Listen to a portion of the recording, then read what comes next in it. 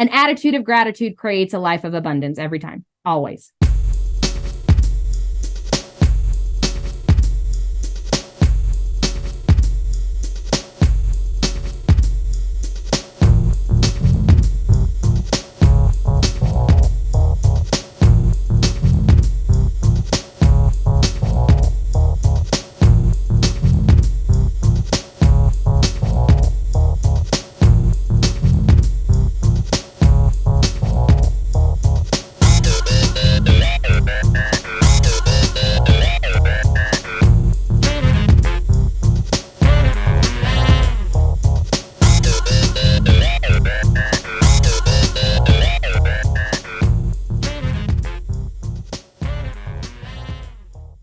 Welcome to Supernormalized, the podcast where we challenge the conventional, break boundaries, and normalize the seemingly supernatural. Join me, CJ, as we explore less uncharted realms of existence and unravel the mysteries of life experience. My treasured listeners, if you have a life story or healing modality or unique knowledge that you'd love to share, reach out to me at Supernormalized, that's Supernormalized with a Z, at proton.me. Let's together embrace acceptance of the supernatural and unusual as what it really is, completely normal. Today on Supernormalized, I have the pleasure of introducing Heather Forrester, Bestselling Author, Manifestation Strategist, and Intuitive Healer. Heather is a devoted expert in helping overachieving professionals achieve fulfillment in all areas of their lives by mastering the art of manifestation. Through emotional, mental, and physical alignment with their soul's desires, she enables her clients to attract soul-aligned opportunities and experiences effortlessly. Heather's purpose is to unlock the infinite inner power within individuals, allowing them to take control of their lives and turn their dreams into reality. With her unique tools and methodologies, she supports busy professionals in finding balance, alignment, and helping them to create their own unique flow where anything becomes possible. I'm sure you'll enjoy this interview. I certainly did. Welcome to Supernormalized, Heather Forrester, and you're a manifester of some extreme import because you actually help people to find their way back to manifestation, which is more accurate in their lives. So can you tell us about that? Maybe also to give us some of your origin story, how you actually came to do this? I mean, obviously you must have started to have some of your own intuition around manifesting. Tell us a bit more about you. Yeah, so thanks for having me first and foremost. So yes, I'm a manifestation strategist and intuitive healer. And I specialize in helping people with a concept that I like to call identity entanglement. So they overcome this identity entanglement. And what that kind of means is it's kind of two parts. I break it into two parts. And so the first part is external conditioning. So like, this is what society's told you is supposed to be, your parents told you you're supposed to be, and just this general box that you maybe have put yourself in, and it can cloud up like what your soul wants or what is right for you. And you're just kind of doing like the status quo, or you're playing it safe. You're not, maybe you have trouble taking risks or whatever. So that's one part of the identity entanglement where we kind of lose ourselves because of that external conditioning. And then the second part is unresolved trauma. So, and that can scare some people, right? Yes. But unresolved trauma, the way that I like to look at it and explain it is just unresolved or repressed emotions. So anytime you went through any situation, no matter how big or small it was, if it invoked, uncomfortable emotions and that wasn't dealt with properly, it can be stored in the body and be considered unresolved trauma. So those are two things that I'm an expert in focusing on. And those are the two main things that I believe block people from being able to manifest intentionally. And like we were talking right before we started, you were talking about how everybody's manifesting, right? We're always manifesting. It is just a natural thing that we do as humans. It's our gift. We're always creating our own reality. But how do we do it intentionally? And how do we really know what we're doing and getting what we want? And I like to call that process getting to know yourself, just really awakening like to your soul and really awakening to what is aligned with you as an individual and not what, like I said, society told you needed or your parents told you needed, and really being able to clear out that noise, right? A lot of people have trouble meditating or have trouble focusing. They're like, I can't focus on things because I got all these millions of things to do. And that's generally because there are they're overstimulated with unresolved emotions, and those emotions are stored. And so when we get to experience and express our emotions individually, so like it's like we take one emotion at a time and we really start to understand those emotions, and we really start to understand the language that the body is speaking in, then that clarity, that focus, and that path, those abilities to get those visions, and the abilities to just know what you need, and that intuition, that internal guidance system can have a clear pathway to just move forward. And you know exactly what you need to do. You know exactly what steps to take. You feel in trust and you feel guided, right? So that's a kind of a long bit of what I do and what that kind of looks like. And so before I jump into like my story, do you have any like questions about that before I keep going? Because I'll talk your head off. Oh, no, I like it. It's good. Keep on going when you need to. I really appreciate that. And if you've got something to say, you've got to say it. That's a good thing. Look, from what you said there, it actually sounds like you're helping people to become conscious. Like they're already conscious, but how about becoming conscious of their consciousness? Yes, exactly. Conscious of their consciousness. Yeah. And so and that's exactly. So I didn't start by calling myself a manifestation strategist. I actually started as a trauma coach. Okay. And so when I started as a trauma coach, that's what it kind of evolved into as a manifestation strategist, because you're exactly right. I help people become conscious of their consciousness. And what result that provides is they become the driver of their reality. Yeah. And they become a master manifester because they are intentionally manifesting, because that's exactly what happened for me. And that's the process, right? So hopefully you're kind of following me there. Yeah, I totally got it. Yeah, it's like sometimes we are actually caught in the drivers, which are like a sense of obligation to a story, which probably isn't exactly true. So it's good to figure out what is actually true for you, and then moving through that. And obviously that's what you're helping people to do, is guiding them on that path to self-discovery and relieving them from the pressures and the stress of the obligations. But there still will be obligations. Things have to be done in life, right, to a certain degree. But and I think the biggest tool is just awakening them to the power of their own minds and the power of their own thoughts and their words. Because it's like, I was actually just talking with a client earlier today, and she had told me that over the last couple of weeks in between our sessions, she was invited to do a fire walk. And she's like, I've never done something like that before, but I wanted to go try it. She said, I did a really good job. I think I did too good of a job, because I said it was cold and I think it almost froze my feet. She's walking on fire. And basically they taught them, they were like, it will burn you if you believe it will burn you. But if you don't, and we set the right intentions and we get our mind right, you will be just fine. It will not burn you at all. And that's exactly what the whole thing is. It doesn't matter what it is, whether you're doing the fire walk or you are simply, let's say, struggling with social anxiety, but you want to meet the love of your life, or you want to get a job or a promotion or whatever the case is. It's how you are telling your story with the social anxiety. It's the words and the story and the meaning and the expectations we're putting on to that social anxiety. That is creating the experience. So it's helping people see those powers and really just step into it. And really, because like I was telling you a little bit, I think before we started, my main thing is the yin and the yang concept. And I believe like we are only whole. We will always have both. We always have our inner darkness. We always have our inner light. And the only way to be whole, and the only way to have inner peace and inner fulfillment, and like that clarity and that groundedness to move us forward. So not only are we safe, but we're growing, right? Because sometimes growth feels unsafe and it feels like we're taking risks. So we need both. We need the groundedness, we need the safety, but we also need ascension and growth.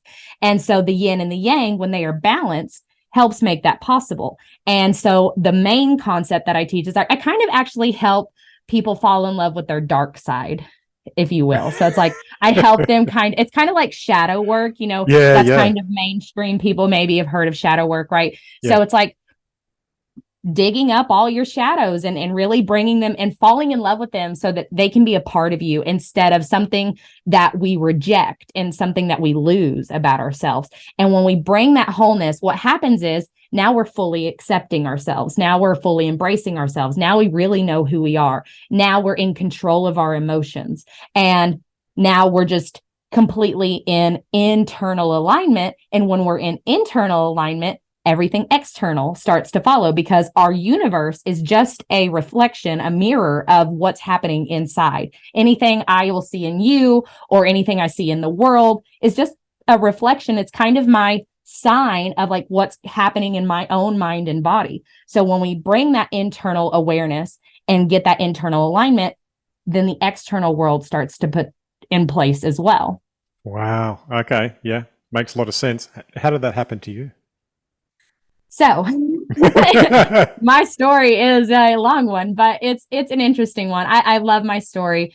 So I'm pretty young. I'm only 26. So when I was 20 years old, my father passed away unexpectedly.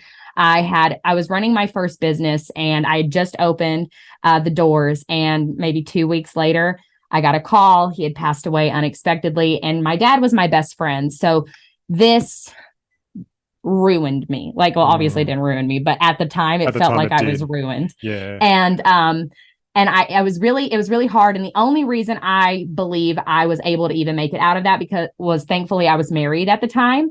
And so what happened was my husband kind of took my dad's place. Like, I put him, I was like, okay, you have to be my dad now, kind of like in the least weird way possible, you know? And then I ended up getting pregnant, and I had my daughter. And unfortunately, even though I was hanging on by a thread, you know, that pregnancy and then the postpartum, it really was hard for me, because that thread became very clear that I was not a very stable person. And I was really young, and because I had went through a lot of sexual trauma, physical abuse, verbal abuse. I didn't have a good relationship with my mom. So like all of that, after my dad died and then I got pregnant, all of that started coming up. And like, it was things that I had just been kind of sweeping under the rug. You know, it's like society's like, get over it. You're fine. You're cool. And all of that kind of started shaking my world. Wow. And then to put the icing on the cake, but it had to happen, because I would have done my perpetual, like, sweep it under the rug. Well, when my daughter, when I got pregnant towards the end of my pregnancy, and then right after my daughter was born, things started being really weird with my husband. And my husband was actually transitioning genders behind my back. And so when my daughter was 4 months old, they wrote me a letter. They're like, hey, I'm transitioning. And like, it's like, I was kind of like having that feeling, but like, it was one of those things, like I was like asking, and like, they were telling me no. And anyways, it was a crazy thing. Yeah. And so when my husband essentially didn't exist anymore, the only thread that I had was my daughter, this infant who had no emotion. And I had connection to her, but it wasn't another adult. I was very lost anyway. So I had extreme postpartum depression. So, and this was all happening back to back, like one event after another. And so in the spiritual community, maybe you've heard of this. It's what they would call like the dark night of the soul. And it's where everything goes wrong and your entire life just crumbles right before you. And so after my dad died, I started to awaken, but then I got pregnant, and I started giving this false sense of like, I'll be okay because I have my husband. And then I lost my husband, and I was like, the universe is just like, no, you're not okay. And you cannot run from this anymore. Oh, it was forcing you into resilience. So I just went through like a massive spiritual awakening all at once. And I cut everybody off. Like, I'm telling you, it was the craziest thing. All of my friends that I had, they were not good friends. They did something to really hurt me. Oh, no. So like, I had to cut everybody off. I was alone, not by choice. Well, like, it was my choice, but like not because I wanted to be alone and be healthy. I was alone because I was like, I don't trust anybody. You know, I was like, I'm a hermit now. I'm not opening the doors for anybody. And when I became alone, I was forced to really like look at myself and like what life I had created. And I was like 22 at the time. And so it was a lot of information just pouring up and out of me. And I really just started to realize I didn't know who I was. Everything that I had selected in my life was based on what society told me I needed to select. And all of that trauma previously, you know, the abuse that I had experienced in my younger years, starting at 4 years old, I had never dealt with. And so I grew up really quickly, and that dark night of the soul really just sped so much things up for me. And it just brought all of that, like, boom, boom, boom. Hey, you went through all this stuff. You really need to like look at this and really dissect it. And like, that's why I believe I'm the expert in what I do, because I had to dissect all of that unresolved trauma and external conditioning from that started. I mean, I know it started whenever I was in the womb, because my mom didn't want me. Like, it was an accident. Like, so all of that energy, I started absorbing that in the womb. And so anyways, I awoken to all of this information and all of this knowledge, like kind of immediately, like it was a very quick process for me to awaken to it. And I don't know if you know anything about like human design, but I'm a manifesting generator. So for a manifesting generator, like, your destiny is to just do things quickly. And so like when I started to awaken, it was just massively fast. And so that's one of the reasons why I believe, like, because everybody's like, how are you so young? Like, they don't believe my age. They're like, people don't experience what you've experienced in that short of a period. And I'm just like, well, I think I've lived like 1,000 lives, probably. Like, probably. Yeah. That's how I feel anyways. I'm like, well, I've been here a few times. Yeah. And when you looked at the travel brochure this time, you went, oh, that looks like a bit hard, but I'm going to do it. Yeah. Well, and when I was younger, like in that period between like 19 and then 22, I was like, I was totally victim mindset, before I woke up. It was all of my life. I was the victim. I was the victim. Everything bad happens to me. And that's exactly what it was. I had to realize, holy crap, I have been setting myself up to be tortured based on how I see myself. And that was a hard pill to swallow, and it can trigger a lot of people when I'm saying, like, I don't mean that I was responsible for all of my abuse. I'm not saying that I deserved it, but I was unknowingly inviting it. Yeah, unconscious to it. You invited in through your unconsciousness around it, which is bizarre. But exactly. And that's why it is such a strong passion and mission for me to help people awaken to that consciousness, to be conscious of what they are inviting and what they are creating, because I spent my entire life unconsciously creating extreme trauma, and it's just not something that I want my daughter to experience. It's not something I want anybody to experience. And if I can help people in a big way get ahead of that and wake up and ascend and change, like flip the script, because that's what I did for myself. That's what I live for. Like, it's not the only thing that I live for, but it is one of the bigger things. Like, it feels like my biggest passion, my biggest purpose here on earth. So brilliant. So when you help work with people with this, background that you have and the experience you've been through, how do they actually know that they need you? I mean, it must be something like that. Well, point. It's beautiful. It's a beautiful thing.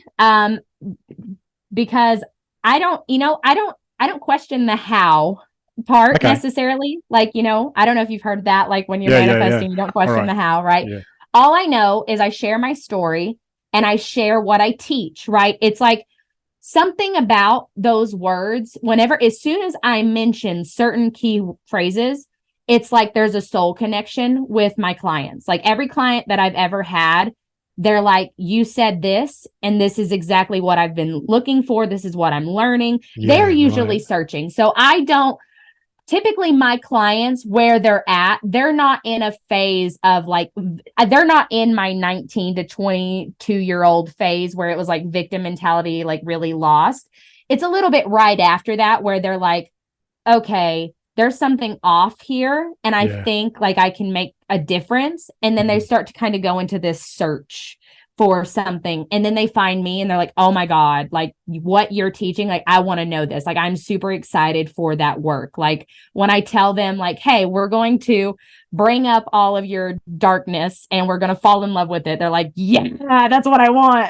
That, like, excellent. I don't know what it is, but like, that's how people know me, is like whenever I am super honest about, hey, we're going to fall in love with all of these things that scare the hell out of you. Yeah. And that, I don't know, there's just something about that that's like, that's exactly what I need. And I don't know, like, it's like the universe just gives me the words, and then the people who are searching for that, they fit, you know what I'm saying? And it's not even it almost feels like it's not even a question. They come into my world, we connect, and it's like, yeah, let's go. I want to be a part of this. Sounds like you're manifesting the people that need it. Exactly. Exactly. So when you say like, how do they know? Like, that's been my experience. It just seems like what the words that I'm sharing, it seems like that's just what my people are searching for. And it's like, we're just like a good fit, you know? Yeah. Yeah. It's like they've reached that point where they're asking, who am I? What am I? Where am I going? What am I doing? Exactly. And then by chance they find you, the right chance. Exactly. Because I mean, think about it. If somebody's not in that phase of who am I, what am I, like, what are they, how are they even going to find this podcast, or how are they even going to find whatever other thing? They have to be in a sense of search. You know, they have to be in somewhat of a search to land on me. And that's been my strategy thus far. And that's how I operate. And I don't want to be convincing people that they have a problem. Like if they're lost or they're so unconscious, I want to help those people, but I just trust so deeply that if I'm meant for them, when it's time for them to start to question, I'll be there. Yeah. When they're ready, they come. Exactly. Yeah. Wow. Huge. Okay. So when you work with people, obviously you're using your intuition. Was that something you discovered over time, or is that something that was just always innate with you from a very young age? Because a lot of people find that, I find often. So it's funny. It's something that's been innate with me from a very young age. My strongest psychic ability is clair cognizance. So what that means is like, I just know. And my second one is clair visual. I don't know. There's the clairs, anyways, like where I can see images. So it's like if I know something or feel something and see something. Yeah. But as I've developed them, I kind of have them all. So sometimes I hear things, but anyways, I've always known things. So it's like, I remember the first time that distinctively I remember feeling it was when I was growing up. I grew up in a half and half kind of religious sense. So like my parents were divorced. So my dad was extremely religious. My mom was not. And so I had kind of both in my ear telling me like what was right and what was wrong. And so because I had a better relationship with my dad, I was kind of leaning into what he was saying for a long time. But then I started questioning because I've always been very analytical. I've always been very balanced in terms of like stability, logic, science, analytical stuff, and then like growth, ascension. Like I love like magic and all the things, but I've always been very balanced between the two. And I feel my best. Like it feels like something is going off inside of me when they both collide. And it makes sense. This is why I'm like so obsessed with like neurology and quantum physics and stuff like that. Cause it's like, oh my God, like all the spiritual stuff like starts to make sense there. And it's just, it really feels good for me. So when I started questioning the spirituality and the religion that my dad had, that you weren't allowed to question it. So then I kind of went off and I just had a knowing like something's not right, but those abilities weren't nurtured in me when I was that young. So whenever I had those thoughts, I kind of went 180 degrees. So I went like in the completely opposite direction because there was no middle path. And it wasn't until I kind of awakened after my dad died that I started. And then after my husband went through his transition and we divorced, I was alone. I was able to kind of figure out that I was allowed to make my own way and figure out like it didn't have to be one way. It didn't have to be black or white. I started to realize like that never felt right for me. So I always intuitively knew that wasn't right. But because I didn't understand that was an intuitive message or a download that I was having, I just kind of I never quite, I just kind of went black or white, and I went with whatever felt better. You know what I'm saying? Yeah. And, but then whenever I got older and I went through that awakening, then I started to realize it doesn't have to be black or white, and I get to make, and I started getting more messages. And when I started to really question, like, who am I, and started to start to understand like why I'd created so many things, that's when more of those abilities started to awaken. And like I said, it was a rather quick process, because it's something I've always had, but I haven't always been conscious to it or understood it. Right. So you owned it more so by becoming aware of it. Right. Exactly. Yeah. Yeah. And I'm 100% somebody who believes every single one of us carries these abilities, and it is a matter of awareness to them. Yeah. Yeah. And so how does somebody actually create long-lasting personal transformation, considering the way that you do things? So for me, in my experience, personal transformation comes from when you are at inner peace and inner fulfillment. Yes. So that's the main thing. So the third and final phase, I always say, is the master of evolution, like in my program or in my process that I do. So the two things that I teach, the first phase is awakening the soul. So it's like awakening like who you are, your clarity. And in that moves us into phase two. And phase two is that shadow work, if you will. It awakens the insecurities, the excuses, the external conditioning, the unresolved trauma. It starts to pull all of that up. So then we have to build a new relationship to those things. And in those things, what happens is now we have confidence to start our business. Now we have confidence to go live on Facebook. Now we have confidence to go find the love of our life. And so as we gain one confidence or one level of healing, and we achieve one level of goals, then a new level of insecurities comes in. So like, think about like, okay, so now I go live, right? But now the next level is, okay, now I want to speak on stage, on public speaking. That's a totally different ballgame. So now there's new insecurities.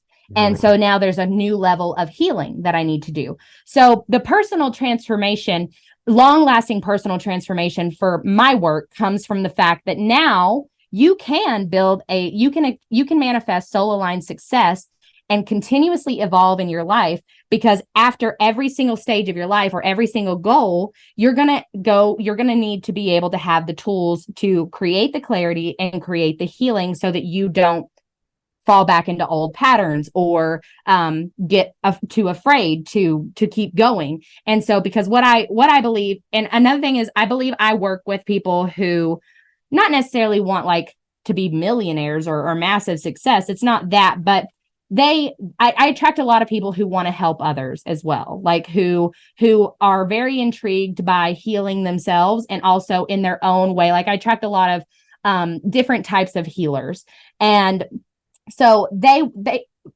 want to be able to put themselves out there in a big way.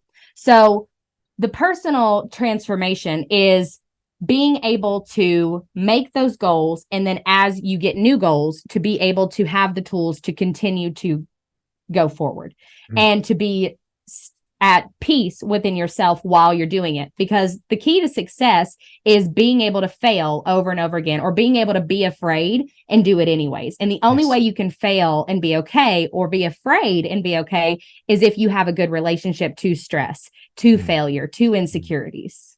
Not because you're never going to be afraid again, but because of the relationship you have with it. Mm-hmm.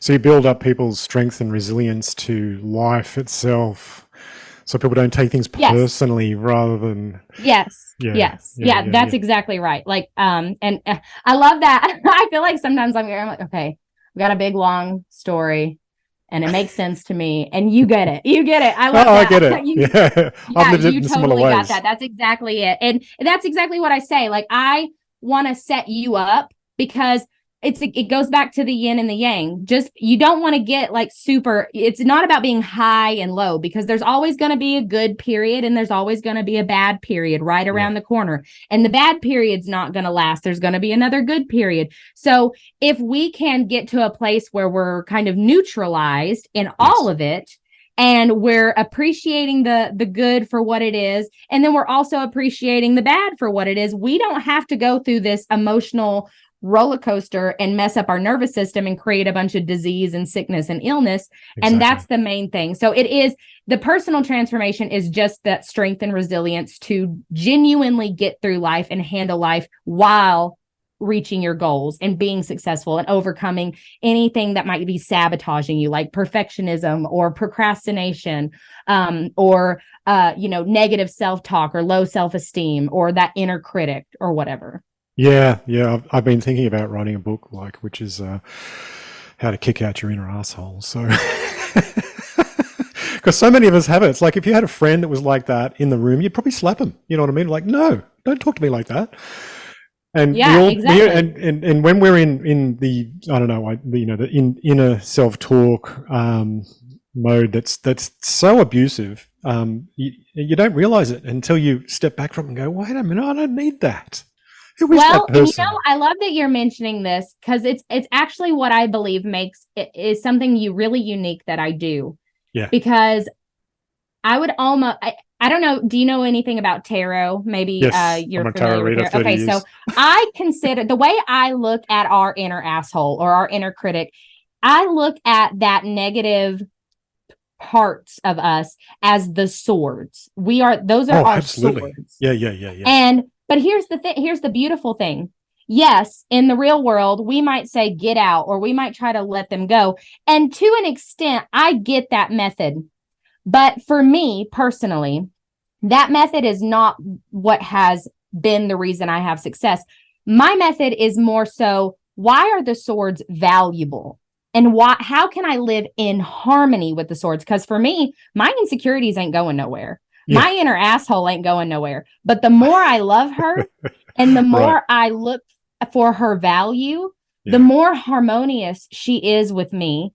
And the less I see her as a problem and the more I see her as a gift.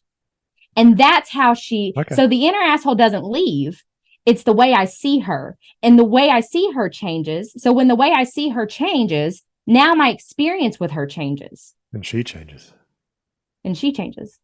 Yeah. So she never leaves. We just create a new dynamic. So you go from like the Seven of Swords all the way up to the Ace of Swords. Yeah. Pure mental clarity without interference. Yes. Cool. So that's my I don't know, my angle. Like that's my point of view when it comes to healing or being able to get shit done, excuse my language, but to be able to show up and just keep going. To me, it's how harmonious are you with that stuff that tries to mess you up?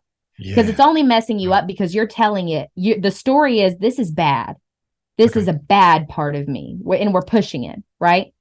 But when we become harmonious with it, there is that resistance goes away. And now all of a sudden, you've got your sword, which is your protector and your grounder. And, you're kind of tough lover, like they tough love you to get it done.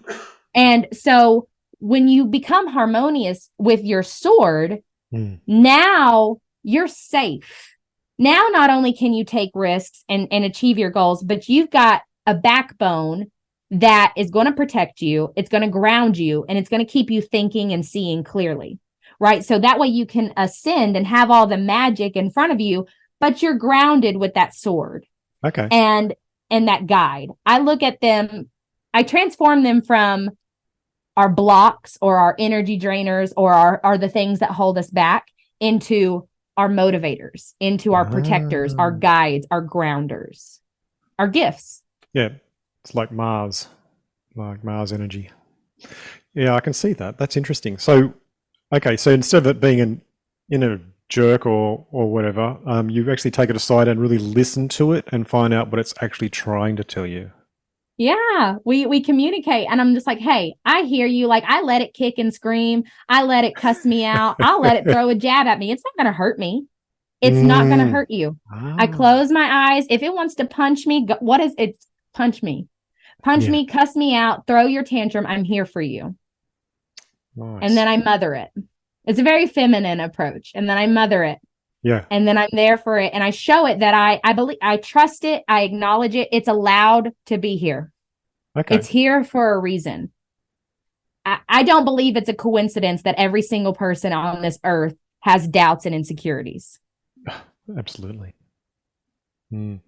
We're So meant you're, to have them for a reason. And when we look at them when we start treating them like they're here for a reason, my whole life changed. Because like I said, I went from victim to victor. And the only way I did that is because I started loving the victim instead.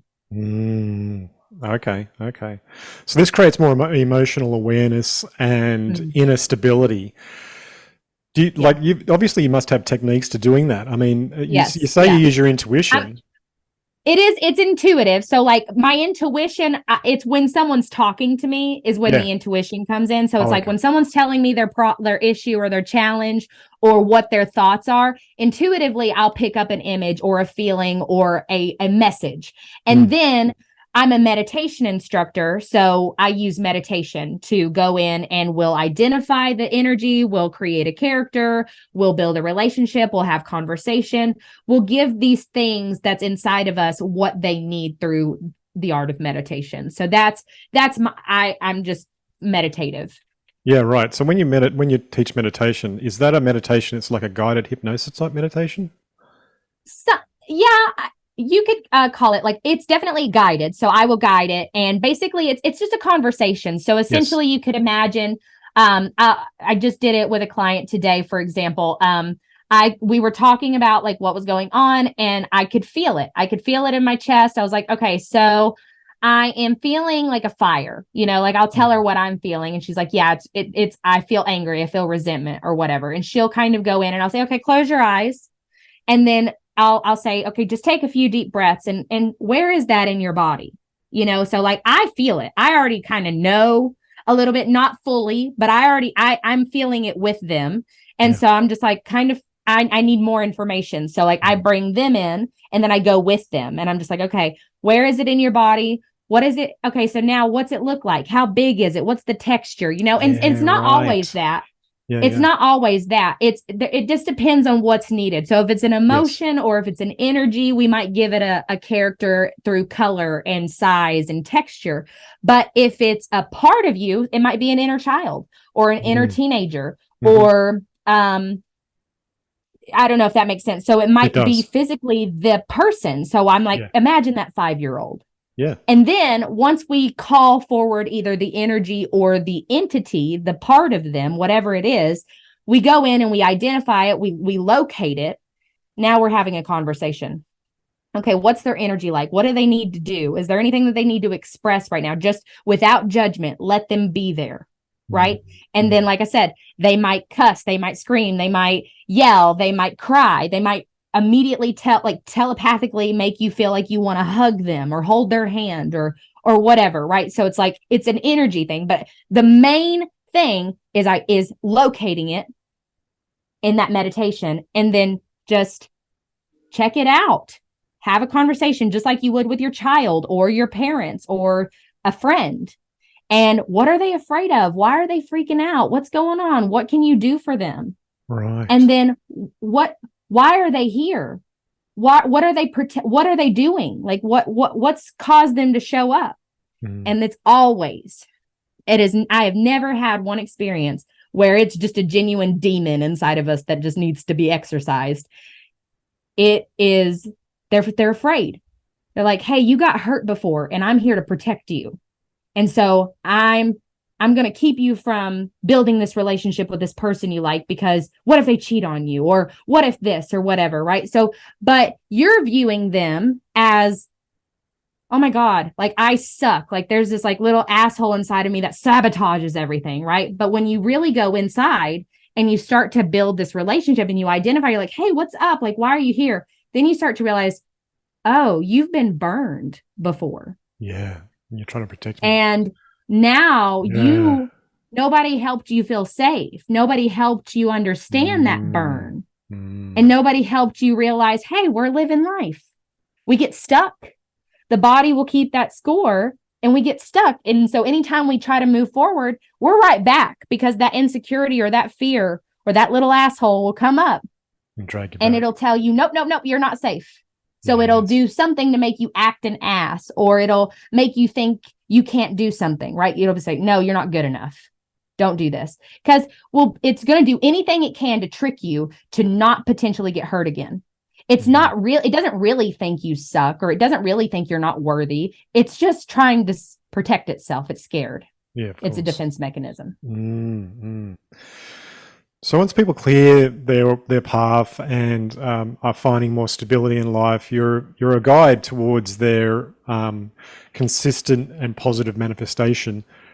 How does that play out for you, and how does that play out for them?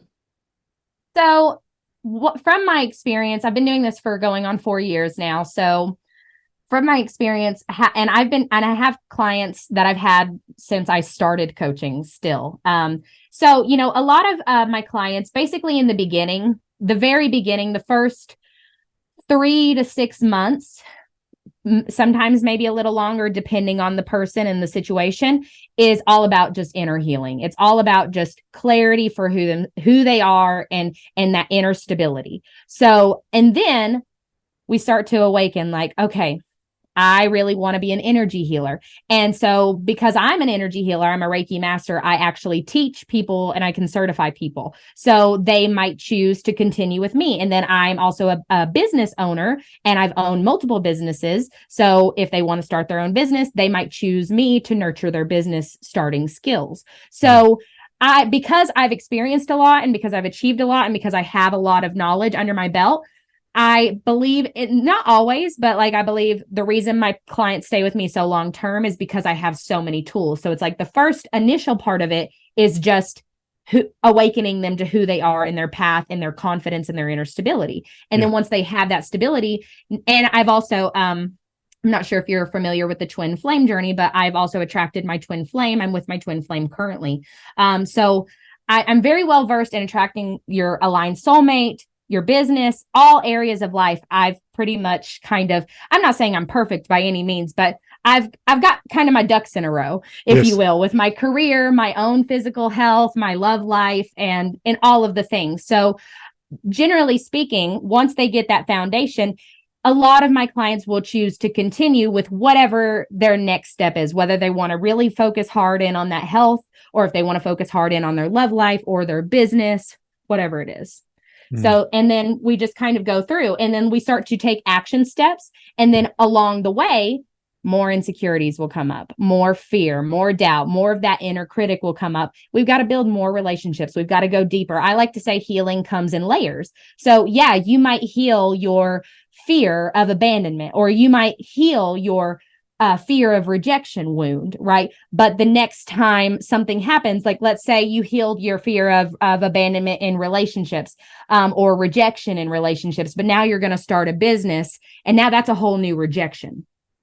And so it's like there's just different dynamics, and there's different angles to healing, and it's kind of like I like to look at healing and certain things like boundary setting or patience or loving your darkness.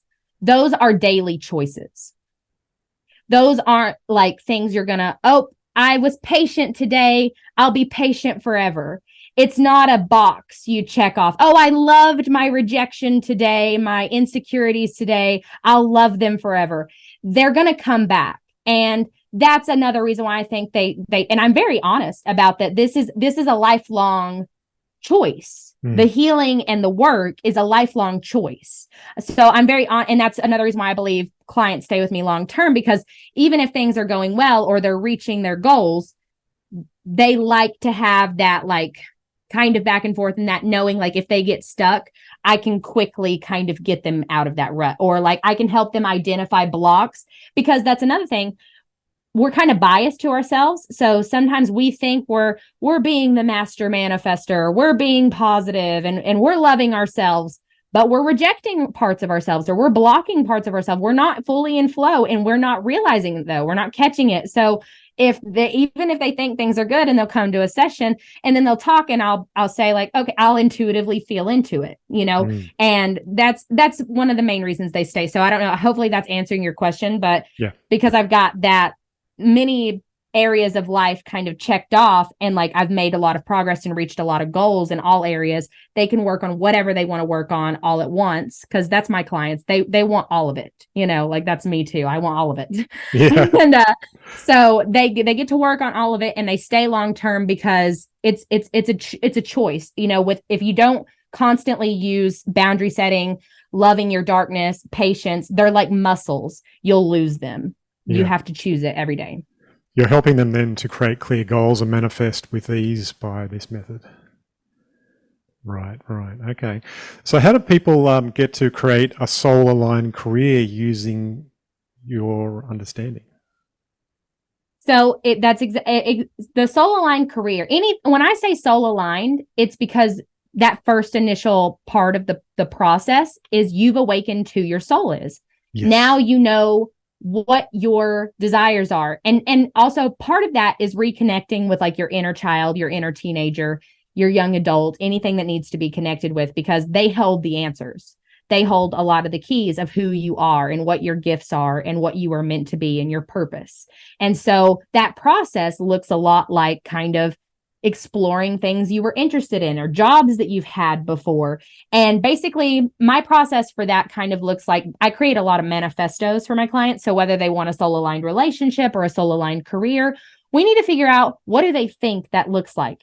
And then when they figure out what they think that looks like, they need to experience for themselves. So like, for example, if they think they want this kind of person, right? So all these qualities, are you those qualities? And if you're not some of those qualities, what would you need to do to align to those qualities, right? And then so like I remember when I created my relationship manifesto, there was some on there that I thought that I wanted, and then so I would make myself go do some of those things, and I was like, okay, I don't actually like this, I don't want to do that. So then you start to figure out, because there's a lot of, sometimes you think you want some things. Oh, absolutely. Yeah, but then you go try it and you're like, well, that's nice. And I like those things, but I'm actually a homebody or whatever. Like I want to be here and I want somebody else that's a homebody. I don't want somebody that's, like got to do something all the time or whatever.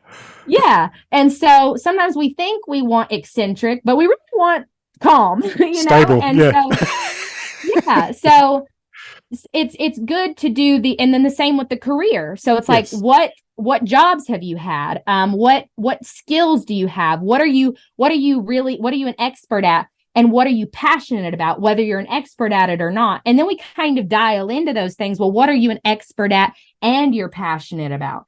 And then sometimes there's that belief work, right? Because sometimes they'll say, well, I'm passionate about this, but I'm not an expert at it. And that's not the truth. There's most of the time, that your passions and your expertises will align, and you're just maybe not seeing it because like there's something inside of you saying, oh, you're not good at this or whatever. And you've got to, and that's another thing. I do a lot of belief work, because if we've got a thought that says this isn't possible for us, or I'm not good at this, well, that's exactly what we'll experience. It's like our brain just shuts off from being able to see the possibility. And like, I remember I used to tell, this is a story I love to tell. So I used to get tattoos. I don't really get tattoos anymore because I used to smoke a lot of weed and get tattoos whenever I was like upset or whatever. But now I'm sober. I've been sober for going on 3 years, and tattoos, like, I'm like, no, I want my comfort. You've had enough. But anyways, I was going to get a tattoo when I first started this, and I was sober and it was rough, but I had to get this tattoo finished because it wasn't finished. And so I was there and I was like, oh, I really like this flower. And I was like, what's the name of that flower? And she's like, it's a chrysanthemum. And I was like, oh, I'll never remember that. I'm not good at remembering information like that. And I caught myself. I was like, I just told myself I wasn't capable of this. And so then I said, you know what? Yes, I will. What's the name again? She said, it's a chrysanthemum. And I said, it's a chrysanthemum. And I just said it over and over and over again. And now years later, I can tell you guys the name of the flower that's on my body. Because I found it, on Pinterest or something. I'm like, I want this thing on my arm. And I didn't even know like what it was. Like, it just looks really pretty. So anyway, so now I know the name, and it was proof. Like, if you tell yourself you're not going to know something, or you can't do something like meditate or XYZ, fill in the blank, that will be your experience. But if you catch yourself and you change it to, well, what if I can? And then the solution, right? So then immediately I was like, well, what if I can remember this? And how can I? How can I remember this? Then I immediately was taken back like to a memory in like school. Well, what did I have to do to remember how to like spell words? You'd have to write them over and over and over again, right? So I just started saying it over and over and over again, probably the whole time I got the tattoo, and now I know it. Yeah. Right? Like I memorized it. I was like, I did whatever I could because I was like, instead of saying I can't do this, I said, how can I? Yeah, I've got to say. And so yeah. I do a lot of that because when we say we can't, or when we look at things through the lens of it's not possible, it's not. Yeah. So we have to remove those blinders, and then we have to start to dive into those passions. And before we start and sit here and start a career or open up a business, we need to experience those things. Go practice it and go put yourself out there. Step into that identity, see how that feels. These things will confirm it. And so then we start to build the soul aligned career path. But it's, it's that process of, we've got to clear the blinders that tell us that limit possibilities.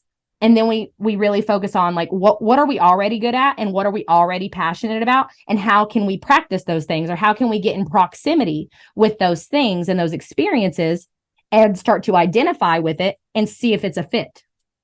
Because if it's not a fit, it always leads to what is. Right. You describe creating a manifesto as a part of your process. When you're doing that, it's basically writing things down and putting together a full understanding of yourself and what your needs are and what's actually true about you. Isn't that a spell? I mean, what isn't a spell? Aren't all words spells? And aren't we always, spelling. What's it called? The casting, like, aren't we always doing things like that? Yeah, definitely. Oh, look, I agree that's the way the world is. I just thought I'd lead you into it. So. You're like, I just like to ask that question. Okay, so you've been describing all this, and it actually is around the idea of an understanding of an abundant mindset. Can you describe anything else around that process of creating an absolute abundant mindset and creating unwavering certainty? So the abundant mindset is gratitude. And so gratitude, but a little bit deeper. It's gratitude, but not just for the surface of like, oh yeah, I'm grateful I got this computer right now and I got a job, and the things that it's easy to be grateful for. It's what will help you create genuine gratitude, because right, like if you just start saying I'm grateful for my car, if you haven't really developed gratitude, a genuine sense of gratitude for life and like what you have, it will feel surface level. Now, so what I teach again, kind of going back to your dark side and the things that you complain about, right? So think about money. Okay. If you like your job and your income, but that feels surface level, how are you treating money? How are you treating the things that you're buying? How do you look at the gas that you purchase, or the milk that you buy, or the groceries, or anything else that you're investing in? Do you call it expensive? Do you, complain about the price? Are you anxious when you think about spending the money? We're not actually grateful for the money. We can think we are, but it's not. We're unintentionally taking it for granted. Because so the thing that I teach, the most instant thing that kind of it helped me is, instead of focusing on the price and how much it costs, how can you focus on what you're getting and why it's valuable? Right? So do you need it? So like, I stopped calling my bills. I started calling them services, right? Like, I don't pay Wi-Fi bill. I don't pay utility bills. Like, these are services that I need, that I'm extremely grateful for. And they are like, when I start to look at things like services or necessities that I get to have, the price on them is like, wow, this is totally worth it. Like, this is cheap. This for what I'm getting, for this heat and this air and this indoor plumbing and all of these things, this is nothing. That price is nothing. And so it's the way, it's the story, and it's the perspective that you're putting upon these things, right? So it's like, oh, I'm grateful for my husband, but he does this and this and this. What, right? Like we're complaining about these things, right? But how are you focusing on what he is doing well, and what you do? Why do you appreciate him, right? Instead of oh yeah, I love him, but we've got to flip that. Yeah. We've got to flip this. I love him because. Beautiful. I love him because, or I'm happy to pay for these groceries. And once I flip that, I don't even look at the price of like food, like, or anything. Like when it rings up, I'm like, I need this food. I want this food. I love this food. I'm so happy I have this food, and like I'm actually teaching my partner. He's gotten so much better over the years, but like whenever I'd bring up food, I'm like not even thinking about the price. He's like, gosh, it's that much money. I'm like, it's food. What are you talking about? This is amazing. It's keeping us alive. And yeah, we're alive. We get to have this stuff. We're gonna have a full fridge. This is amazing, right? And he's like, okay, and we just slowly start to change that energy around it, right? And so now his relationship, just by being around me with money, is completely different because of the way, like, I don't complain about any of that stuff. He said one of the reasons, like when we first met, one of the reasons he fell in love with me, like our first date, my transmission went out of my car. And I was like, oh, it's okay. And I started loving my car. And I said, I'm going to give it Reiki. And it got us home. I don't know if it's because of me. But I believed it. I was like, I'm going to just give it Reiki the whole way home. And it got us home. And he's like, most people would be cussing and freaking out and like, thinking like this is the worst, like this is going to cost so much money. And you're over here like giving Reiki to your car. That is excellent. I love that story.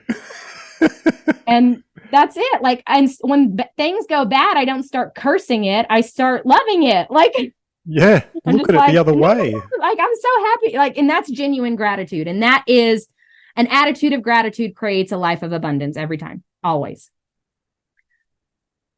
Absolutely. That's just so perfect. And I think that's an excellent place for us to wind up the podcast as well. That's just perfect. I love it.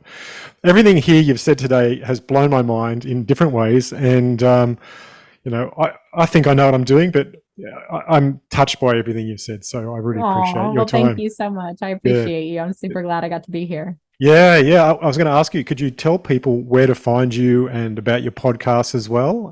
I think people would love to hear it. I'm going to sign up myself too. Yeah. And so I'm actually evolving the podcast is with somebody else. So I'm actually going to focus more on like my own page and my own videos and stuff eventually. So the best place to find me is on Facebook. So it's facebook.com/holistic healer Heather. And I have a Facebook group that you can join. You can find that on my profile. And I also have a YouTube channel. So in my Facebook group, I go live every week with different tips and tools. And I also do events every once in a while, or challenges. I'm actually about to launch a challenge. It's a 3-day overcome self-sabotage challenge. So you'll be able to find that on my profile. I've ran that challenge before. Everybody really enjoyed it, really loved it. So, and it's very similar. It's a lot about those phases that I talked about here on today's podcast with you. So, that'll be on my page. You can find that. If you come to my Facebook, you can find my group, you can find my YouTube channel. And then once that challenge is posted sometime, maybe this month or the beginning of next month, you'll be able to get access to that challenge, because I'm going to do it. It's like going to be an evergreen challenge. So it's one of those things you can take it and it'll always be available. So I'm excited about that. Brilliant. I'm sure a lot of people will get a lot of great benefits out of that, as I have today with our discussion. So I thank you so much for your time, Heather. That was brilliant. Thank you so much. Wow, Heather's such a powerhouse with her information and understanding. I really appreciate the time that we've had today, and it's opened my eyes to different ways of looking at things, and especially what I call the inner asshole. I mean, in the past, I've never really thought of actually embracing that being. I've usually just, did a spiritual bypass by meditating it away. So, in all honesty, I think I'll be finding a way to embrace that being and find out more about what they're upset about. So, thank you so much for Heather. And if you've enjoyed today's podcast episode, please share to your friends, and please, tell them about the show. And if you can, give us 5 stars on your favorite podcast app. That'd be really appreciated. And write something nice. That'd be really nice too. Okay, so thank you so much for listening. And until next week, bye for now.